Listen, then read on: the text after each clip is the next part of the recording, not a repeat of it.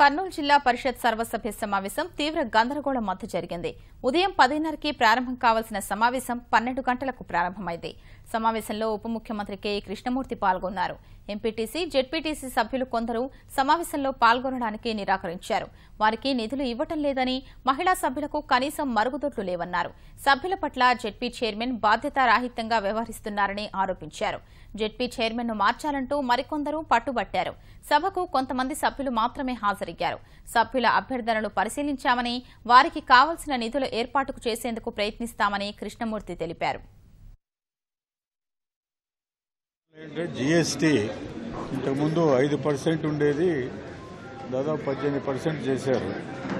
దీనివల్ల తీవ్రంగా రైతులు నష్టపోతున్నారు. కాబట్టి దాన్ని తిరిగి మళ్ళీ కేంద్ర ప్రభుత్వాన్ని కోరి 5% చేస్తే రైతులకు మేలు జరుగుతుందని చెప్పేసి ఉద్దేశంతోనే స్టేట్ గవర్నమెంట్కు తీర్మానాన్ని పంపించమని చెప్పేసి జిల్లా పరిషత్లో ఈ తీర్మానం ప్రవేశపెట్టడం జరిగింది. ఇసుక రేటింగ్ గురించి కూడా ఈరోజు చెప్పారు, కానీ అది పాలసీ డెసిషన్.